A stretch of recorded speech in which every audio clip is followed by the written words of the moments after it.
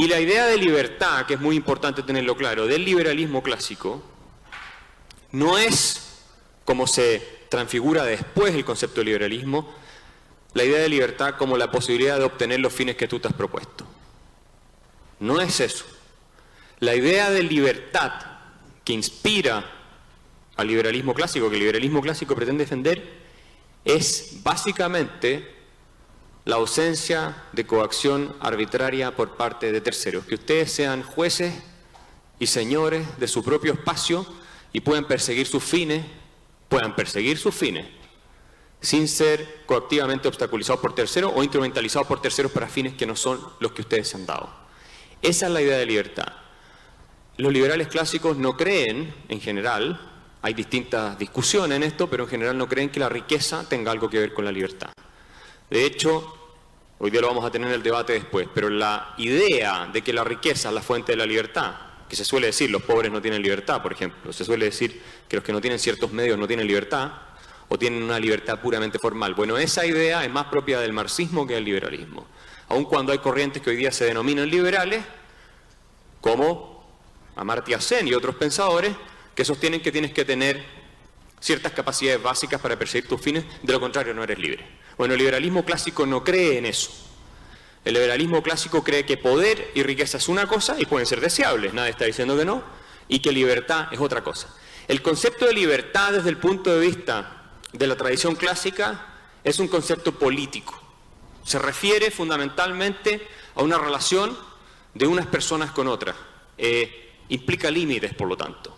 No es el concepto mecanista de libertad de Thomas Hobbes. Mucha gente sostiene que nosotros venimos de la línea de Thomas Hobbes y el Leviatán, que básicamente la libertad consistiría en la ausencia de cualquier impedimento.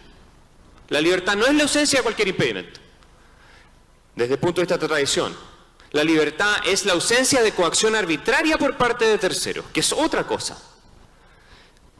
Hobbes pensaba que si tú en un camino te encontrabas con una roca que no te dejaba pasar, tenías una restricción a tu libertad. ¿Ok? Porque tenía un concepto que él había tomado de las leyes de la inercia de Galileo de libertad. Ustedes saben que las leyes de la inercia de Galileo proponen que un objeto se seguirá moviendo hasta que otro lo detenga, ¿sí o no? Bueno, ese es el concepto mecánico de libertad que inspira la obra de Hobbes. Pero John Locke, que es el padre del liberalismo clásico desde el punto de vista de la filosofía política, lo que dice es no. La libertad es un concepto político, es un concepto que se da en una comunidad política y por lo tanto no tiene ningún sentido, y esto lo digo yo, hablar de libertad en el caso de un Robinson Crusoe o en el caso de Tom Hanks perdido en la isla El Náufrago. Tom Hanks no tiene un problema de libertad. ¿Quién vio la película? Supongo que todos la vieron. Bueno, y si no, Robinson Crusoe, todo el mundo lo conoce. No tienen un problema de libertad. Pero tienen un problema económico, ¿cierto? Porque tienen que proveerse los recursos para poder subsistir, alimentarse, para empezar a hablar. Pero no tienen un problema político porque no viven en una comunidad. Por lo tanto, no tiene sentido hablar de libertad en la tradición liberal en el caso de Robinson Crusoe o de Tom Hanks perdido en la isla del náufrago. No tiene ningún sentido. ¿Ok? Y esto es lo que muchos críticos del liberalismo no entienden, porque confunden el concepto de libertad con el concepto del poder efectivo de conseguir tus fines. Y de hecho, un filósofo americano, John Dewey, que es más bien de izquierda, progresista, definía la libertad como el poder de conseguir tus objetivos. Cuando tú entiendes la libertad como el poder efectivo de conseguir tus fines, necesariamente la estás identificando con capacidades, y dentro de esas capacidades implica la posibilidad de que tú tengas medios materiales. Entonces la promesa socialista es: yo los haré libres en la medida en que yo les voy a proveer a ustedes de bienes materiales, porque obviamente el rico tiene más libertad porque tiene más opciones que el que tiene menos. Sin embargo, si ustedes son esclavizados por un multimillonario, digamos, o por un rey que les da todas las comodidades materiales y viven en el palacio,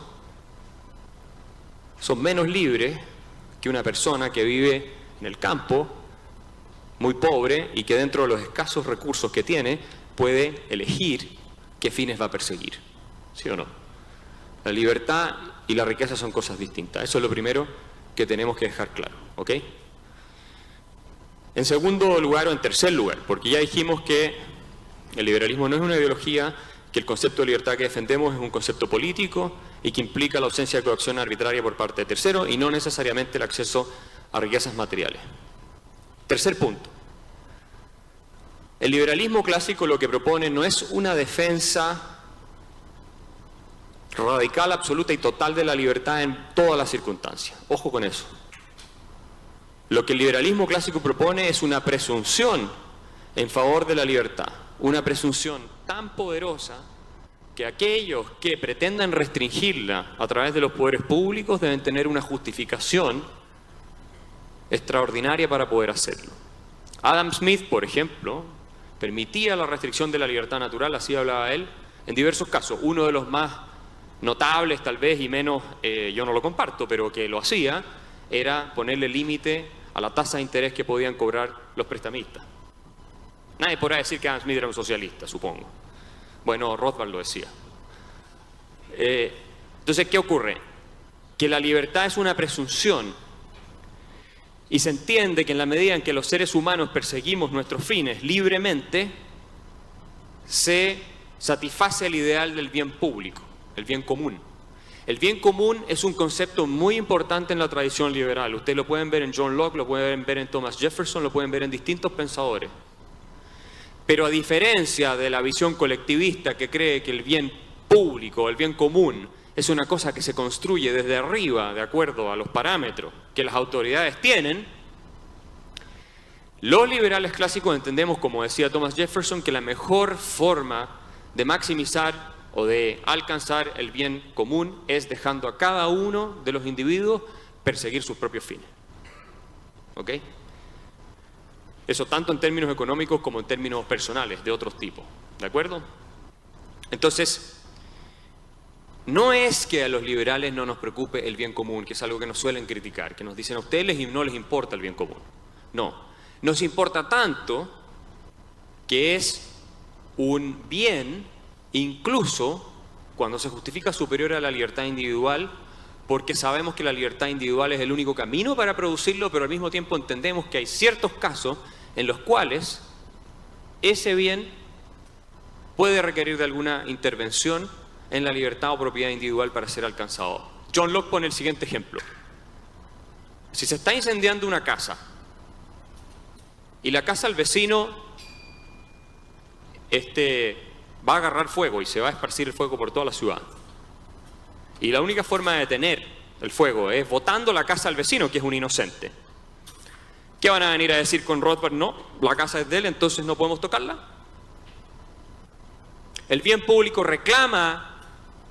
Pero entiendan, el caso es extremo, ¿verdad? Son casos extremos. Reclama que se afecte la propiedad de esa persona para evitar una catástrofe generalizada. Ahora, que después haya formas de indemnizar o no, eso es algo que se puede discutir.